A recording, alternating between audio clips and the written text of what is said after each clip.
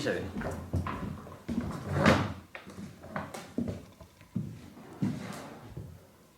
だいぶ電気がない、電気の線ないだけで。こんなんねんな、電気の線ってこんな一軒家だけで。まあだって部屋があったからさ、各部屋にコンセントって思ったらやっぱあるんちゃう。あ、でもだいぶスッキリしたわ。だってこんだけあってんで。めっちゃいい。すごい量やな。これ一個だけでこんないけんの。すげえ。蜘蛛の巣のように。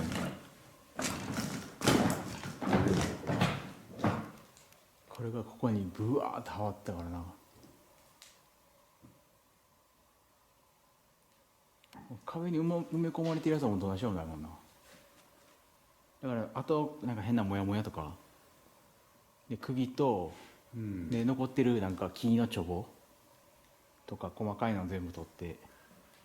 ちょっと目につくやつは抜いていったけど今日。でも結構まだあるやろ。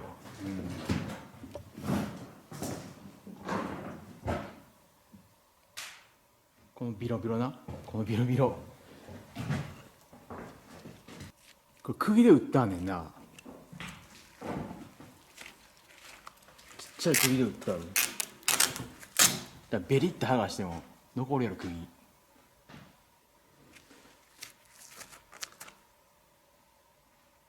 めんどくせえなこれ。いっぱいあんで。ペンチちゃう？ラジペンかニッパー。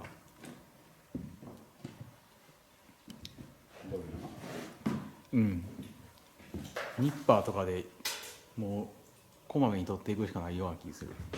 地味な作業やなこれ。もうだからもう柱ずーっとはわって残りないかどうか確認しながら。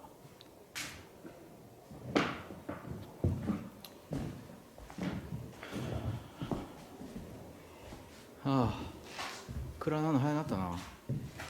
5時過ぎやろまだ言うても。な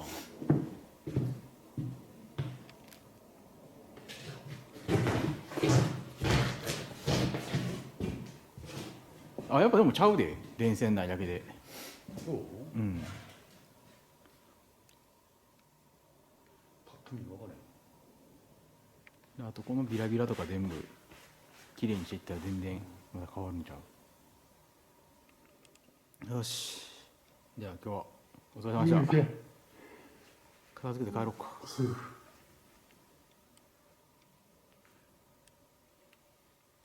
ようやく解体系はいよいよ終わりかな。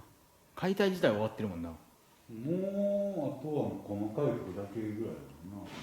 今は解体っていうのが掃除的な感じだな。